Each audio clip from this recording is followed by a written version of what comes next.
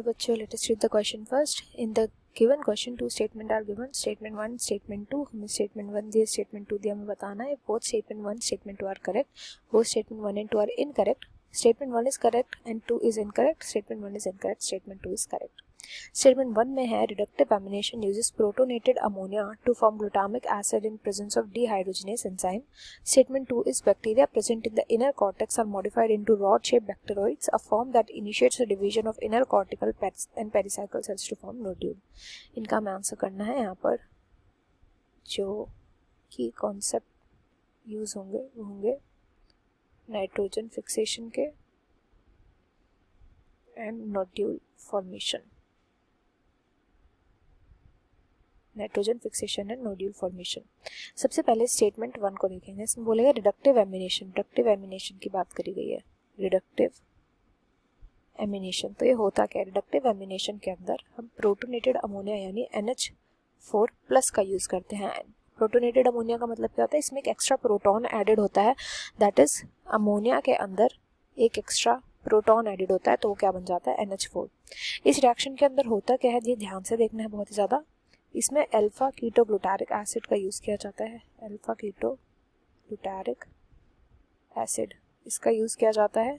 Ammonium ion इसके साथ react करता है along with NADPH.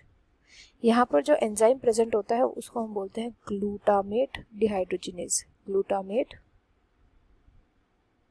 Dehydrogenase enzyme. ये इस पूरे के पूरे रिएक्शन के बाद हमें क्या प्रोडक्ट्स मिलते हैं? वो होता है ग्लूटामेट या ग्लूटामिक एसिड, वाटर मिलता है एंड NADH मिलता है लास्ट में.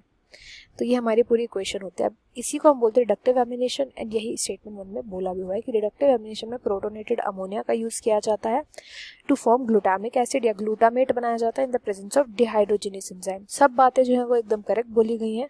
तो इसलिए यहाँ पे जो स्टेटमेंट 1 है वो क्या हो जाएगा? करेक्ट स्टेटमेंट 1 है. स्टेटमेंट 2 देखते हैं. स्टेटमेंट 2 में बोला गया है नोड्यूल फॉर्मेशन की बात है. तो देखो नोड्यूल कैसे बनता है कि सबसे पहले फॉर एग्जांपल यहाँ पर हमारे पास रूट्स है. तो एक हो गई प्लांट की रूट. इस प्लांट की रूट के पास आया, ढूंढते ढूंढते इसको बैक्टीरिया. ये बैक्टीरिया था, ये आ गया, इसके अंदर जाकर के थ्रेड बनाने लग गया.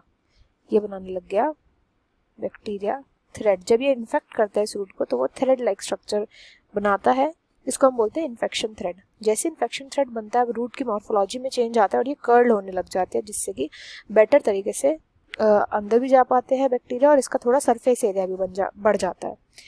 अब क्या होता है? जब ये अंदर पहुंच जाएंगे तो बैक्टीरिया की भी शेप चेंज हो जाती है. रूट की तो हुई है, बैक्टीरिया की शेप चेंज हो जाएगी. तो यहाँ पे बैक्टीरोइड शेप के जो होते हैं बैक्टीरिया बन जाते हैं. बैक्टीरोइड जो होते हैं कैसे होते हैं? Rod shaped bacterias. ये रॉड शेप बैक्टीरिया जो है ये जाते हैं इनर कॉर्टेक्स में एंड इस इनर कॉर्टेक्स और पेरिसाइकिल जो होता है प्रेजेंट इधर डिवीजन करवाते हैं. जब इधर डिवीजन होगा तो क्या होगा? स्पेस बढ़ेगा एंड वही स्पेस जो हमें बड़ा हुआ दिखता है रूट के अंदर उसी को हम बोलते हैं नोड्यूल्स. तो यहाँ पर नोड्यूल्स का फॉर्मेशन होता है और यहीं पर नाइट्रोजन फिक्सेशन देखने को मिलता है. यही स्टेटमेंट 2 में बाद में बोली गई कि बैक्टीरिया जो कि इनर कॉर्टेक्स में प्रेजेंट होते हैं वो रॉड शेप के होते हैं एंड वही स्टिमुलेट करते हैं इनर कॉर्टिकल और पेरिसाइकल सेल्स को नोड्यूल बनाने के लिए. तो ये भी करेक्ट है. तो यहाँ पर राइट आंसर हो जाएगा both statement 1 and 2 are correct. I hope you understood well. Best of luck and thank you.